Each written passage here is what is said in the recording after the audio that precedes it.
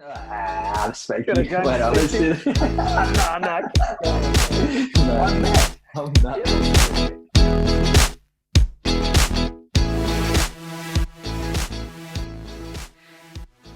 Hey everyone, I'm James, and as always, we're here with Matt, and we've got a special guest with us today.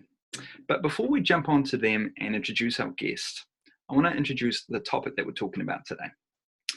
If you're like myself, you probably know someone that has difficulties from time to time struggling to cope.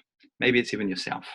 Maybe it's a close family member or a friend, an acquaintance or a workmate. Maybe you're just unsure about how people are going at the moment. Struggling to cope is not unique to the current COVID situation, but what COVID has done is it's made this unique set of circumstances where we can't always provide the support in the same way that we may be able to if it wasn't around, if we're able to be there in person. So that's why we developed this topic today, which is supporting someone virtually who may be struggling. That's right, James. Tonight, I'm really pleased to welcome Nimza, Naidu from Nimh Psychology and Consulting. Welcome, Nimza. Thanks, Matt. Thanks, James. Nimza, what's going on out there for people at the moment? Oh, Matt, this is an absolutely unprecedented situation for us. We might have thought we knew what we were getting into, but really, I don't think many of us were prepared for the reality of lockdown. Some of us are going through it relatively easy. We're managing to get through the day. We're managing to do what we need to do. For some people, it's a little bit more difficult. They might be struggling due to their circumstances. They might be struggling with personal issues. They might be struggling with, and very realistically, so they might be struggling with worries about the future. So each one of us is going through it in a different way. And I guess we're just kind of finding our way through it as best we can. Yeah, and like you say, that there's lots of people that are, I suppose, doing fine actually in this time, but there are lots of people that are also struggling. But struggling comes in all shapes and sizes. Sometimes it means that we, should be concerned, and other times it means that, hey, we should just kind of be there to provide some sort of support. What do you think are perhaps some of the things that we should be looking out for if we're concerned about someone struggling? Well, we know our friends and family relatively well. If we're keeping in contact with them, we pretty much know how they go about from day to day. If we notice that they're behaving in a way that's markedly different from the way they usually are, we might have reason to be concerned. So, for example, if a friend or a family member is quite withdrawn, quite listless, not quite themselves, they're feeling a bit tired, exhausted, just generally out of it, not the way they usually are, that might give us reason to be concerned. Also, if a person is usually quite upbeat, but they're coming across as even more upbeat, as really overly cheerful, that might give us some reason to worry. That's not what they're normally like. So we might start to wonder what's going on here. Are they trying to allay our fears? Are they trying to make as though everything is a lot better than it actually is? Are they struggling and trying to cover it up? Yeah, and that points to kind of that idea that we, for the people that we know, often we pick up something's not quite right, and we may not be able to articulate it, but we kind of feel like, there's that uncertainty. And when other people aren't coping well, you feel it yourself, don't you? Like, I know I do. I feel like, I feel that tension and kind of, I'm not quite sure sometimes how to go about this, or if I should do something about it. Right, absolutely. You pick up on a vibe. There's a sense of discomfort. This is not how you usually are. This is not how we usually talk. This is not how we usually interface. There's something going on. It may be something small, might be something big, but there's definitely something going on. And I tell you what, sometimes I don't get that feeling.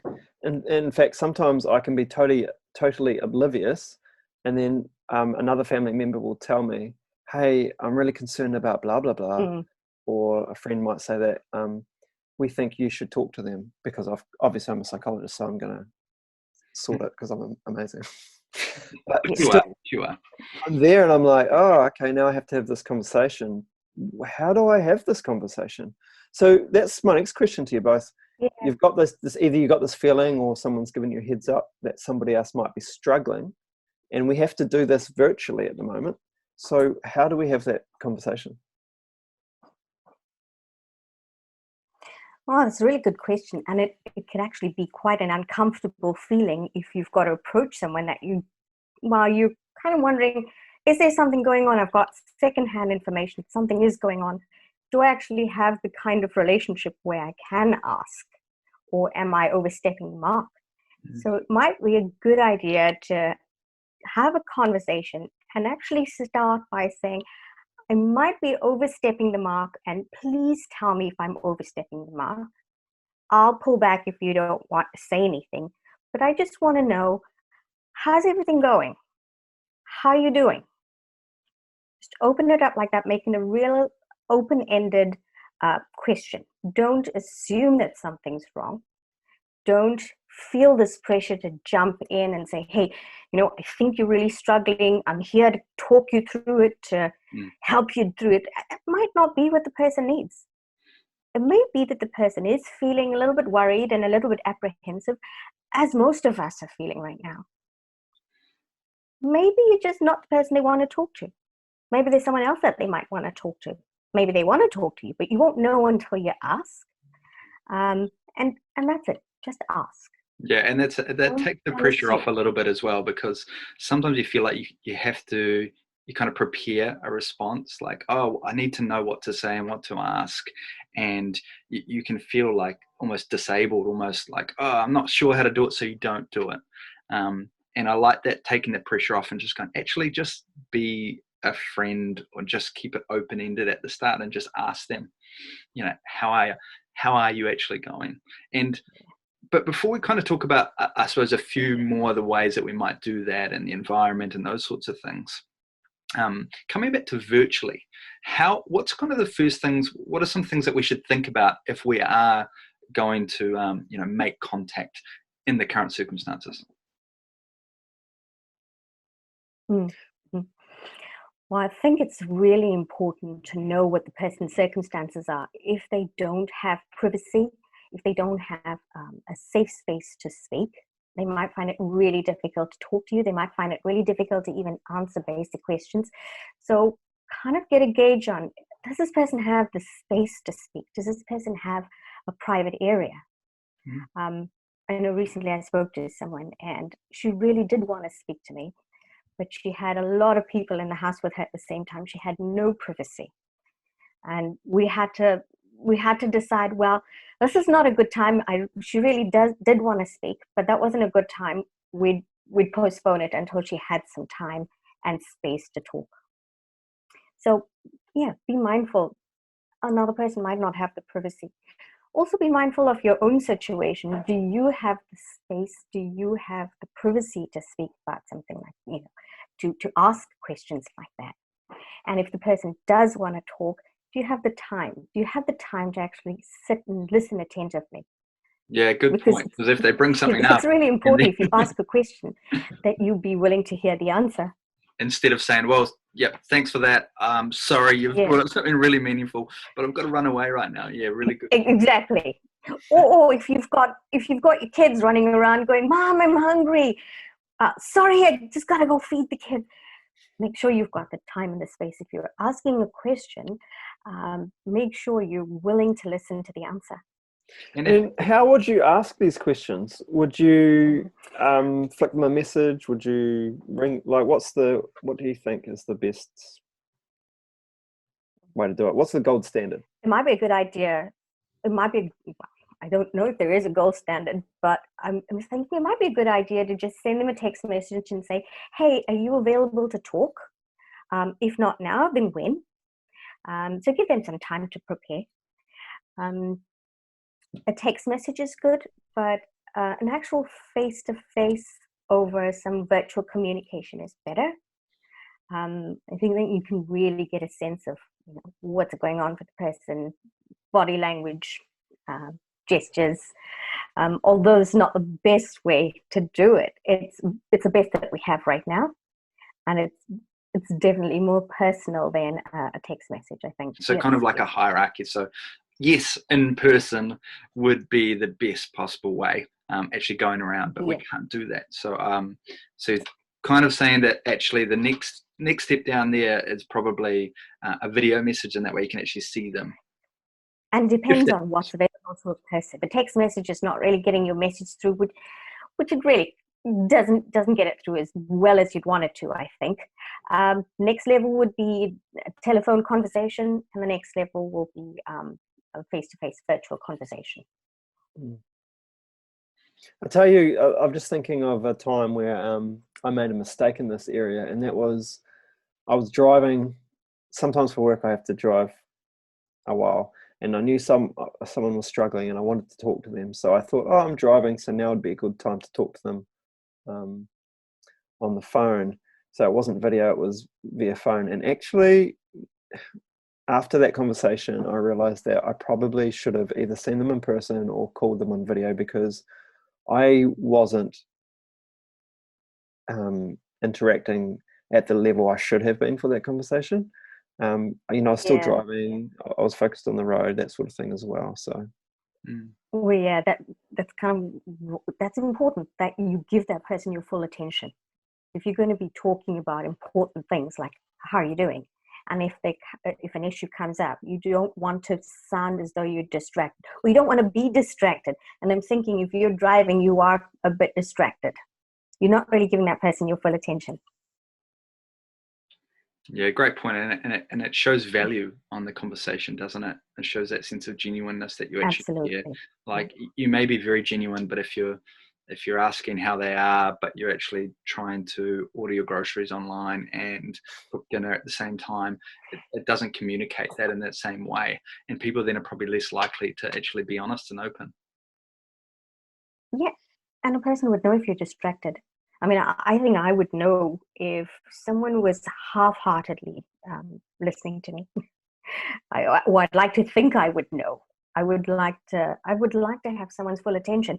If somebody called me and I had an issue, and I had something that I really needed to talk about or get off my chest, I'd really like to know that they're listening to me. Really listening, genuinely listening.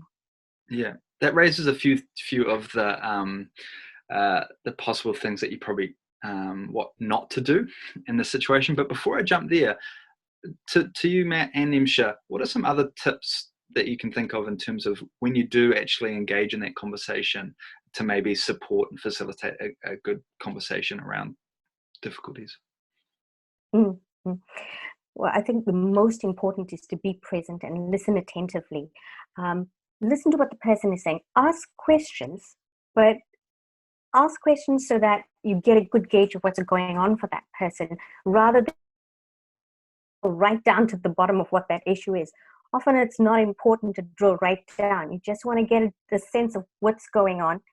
How can I help? How can I help you to work through whatever this is?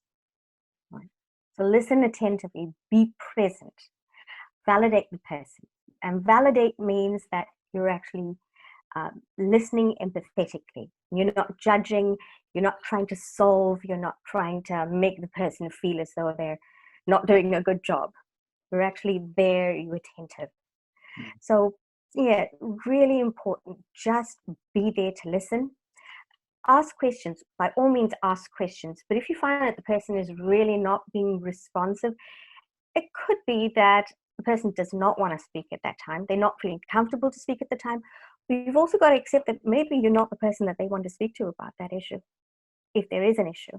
If there's someone better than you. One nice tip is something that psychologists, doctors, counselors, nurses get very good at, and that's those reflective statements or summarizing statements, when someone will tell you maybe a sentence or two, and then you try and summarize it back to them, just really in a really small couple of words. So James might say a sentence to me, and I'll say so what I'm hearing is you're not Mm, having a mm. good time at the moment. And that helps with that validation, doesn't it? It definitely helps if it's done well. And if it's done genuinely for the sake of supporting someone, for assuring someone that you're listening, that you're attentive, that you're not judging. What we really want to avoid is it sounding like a platitude. It needs to be genuine. So saying things like, I hear you, I understand, that must have been really awful for you. I'm so sorry that you're going through this. That's helpful if it's genuine.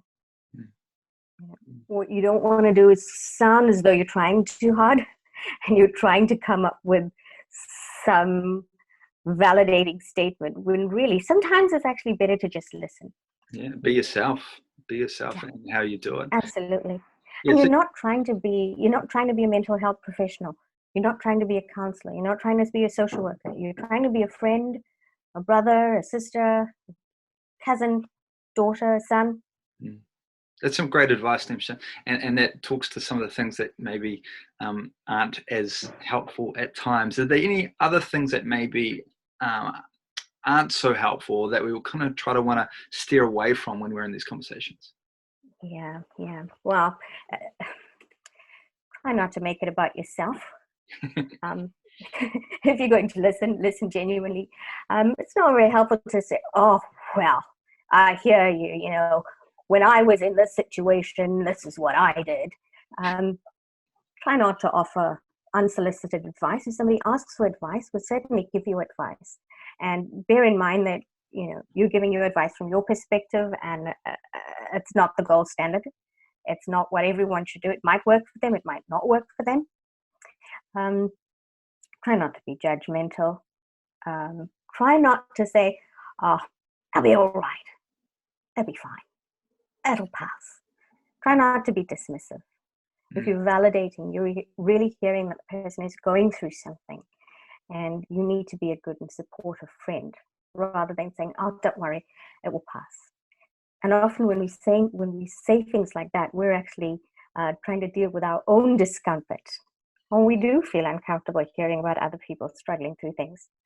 It's right, and it can have the reverse effect. And I know in my life, particularly when I was younger, when there would be people that were struggling in some way, and they would bring it up.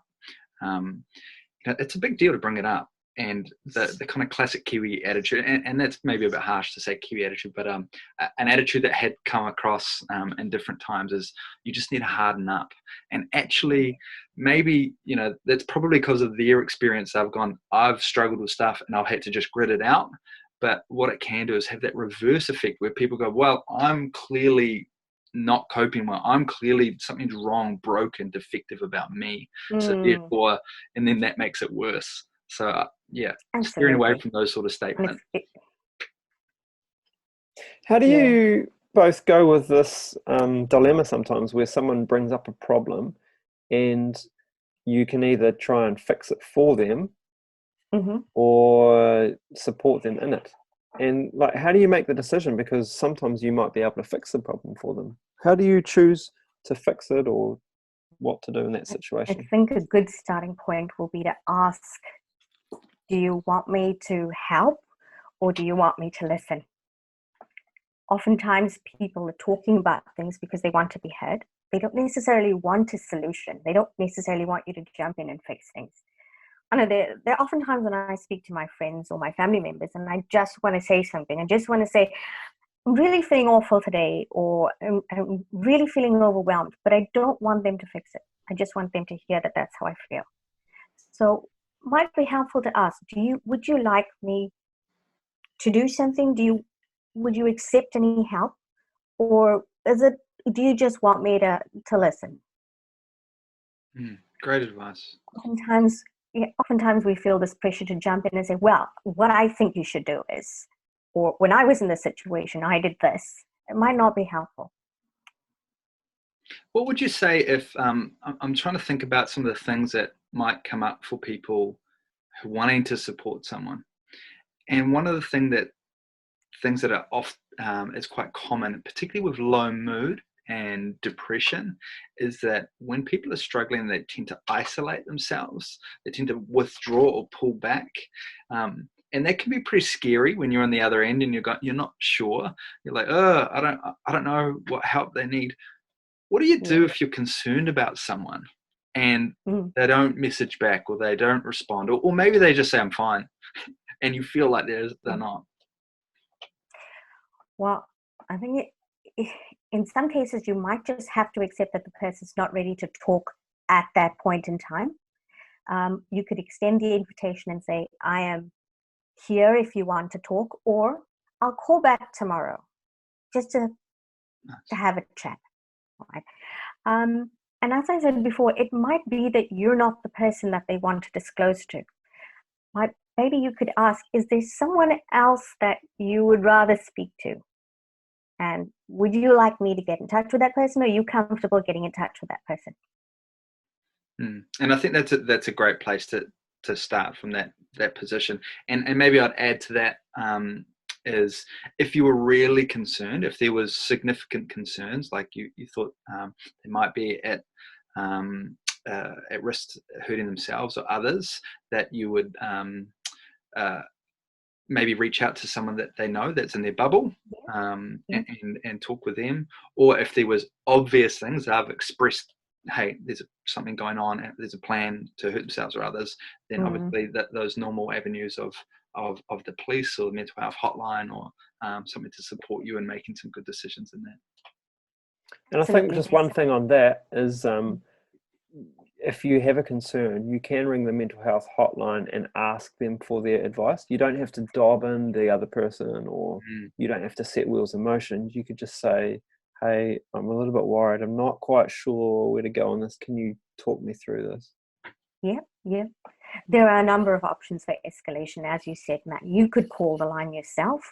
You could maybe suggest that the person use some of the resources, such as the mental health line. You could ask if it's okay to speak to a family member. So there are a few different options for escalation. If you have significant concerns that a person is in real trouble and about to hurt themselves, by all means, escalate it to the crisis team.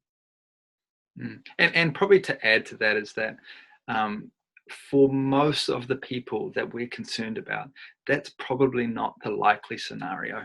That might be our own our fear, and that's understandable. But the likely scenario is that, particularly during COVID, is that with a bit of support from friends and family, they'll probably get through it. And then if you feel like they do need that extra bit of support, is actually asking them, saying, hey, look, I know it's hard to talk about this. Would you like me to support you to get some help, if that was the next level up? Absolutely. Yeah. I mean, look, as a good friend, have a conversation, ask what's going on.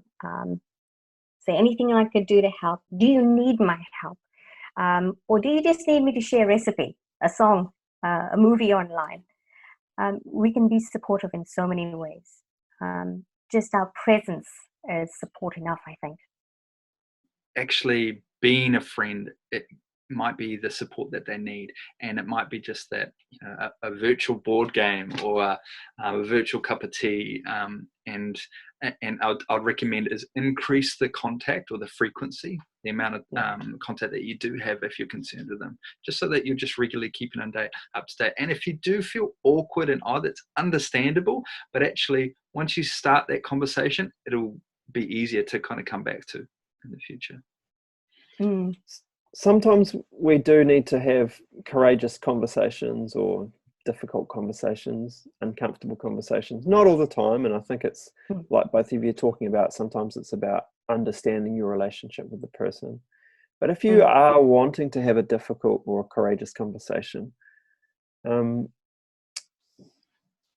ways that I've found useful is to state what I see and how I feel about it.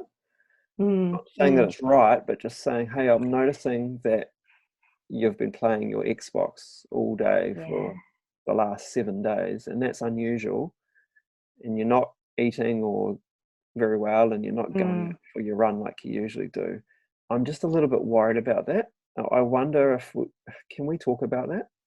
So something like that would state what you see and how you're feeling about it, even if you're wrong. I think there's definitely a place for that. I mean, there's absolutely nothing wrong with saying, hey, I notice you're not yourself. And I know this is a bit of a difficult situation for you. I kind of know a bit about your circumstances. Do you want to talk about it? Is there anything you want to talk about? Shall we have a chat about it? Yeah, that's great. And so, jumping right back to the very start of this conversation, that open-ended question of, how is everything? Is everything okay? And then, being able, like you said, Matt, being able to share kind of what you've noticed and actually just checking in with that, because, they might have a really good reason and maybe not, but the likelihood is they, be able to go, I didn't know you noticed that, or they'll be able to speak to that, and that opens up a conversation that you can have. So I really like that, Matt. This is what I've noticed. What's going on for you? Oh, it feels a bit heavy, doesn't it? Sometimes it can be serious when there's friends and family, loved ones that are going through tough stuff, and we have to have a uncomfortable chat. But I think it's common to us all as humans, isn't it? I mean, this is what life is about. Sometimes it's about the struggle and about tough times. And what I like about tough times is not going through them, but coming out of them and realizing that you had, you can look back and you can see some positive things come out of it, whether it's be someone supporting you, or an act of kindness that a stranger gave you, or something like that. And I think what I would like to be to my friends and family is to be the courageous person who might have had a tough conversation, or put out a helping hand where needed. Without falling into the role that you have to solve it or fix it or diagnose it. Yeah. And we have an opportunity. We have a great opportunity to show our friendship, to show our community connectiveness. And I think at this time, more than any time, this is where we really need to step up for our friends, our neighbors, our family members. So Nimza, if you're having a conversation with a friend, and either the friend or yourself feel that, hey, maybe it would be wise to get a bit of extra support, what are the supports that are actually available? Because not everyone always knows. A great starting point would be mentalhealth.org.nz. This is a New Zealand-based site, and it has some great resources to help with mental health. There's also a free call or text to the number 1737, and you'd be able to speak to a trained counsellor. Other options are you could go to your GP. If you're already working with a counsellor or a psychologist or a social worker, please get in touch with them. All of the counsellors and mental health workers are working through telehealth at the moment, so they can be reached via Skype or Zoom or whatever means of communication, electronic communication they're using. Plus, we also have your Facebook page, Nimza, which we'll put to a link right in the bottom of this. Thanks, Matt. Yes, I've been putting on resources and articles, things that people might find useful. So please, by all means, browse, use, share whatever you need to. Yeah, and on that note, there's lots of apps out there that might be useful. And just to encourage people, that I know that people sometimes get concerned that medications might be the only way. That's not true. There's lots of different options, and sometimes supports can be for really brief periods of time, and just to need to get you through whatever you're going through at this point. Right. Well, I approached the lockdown in the sense of we have a great opportunity for growth, but not everybody wants to grow.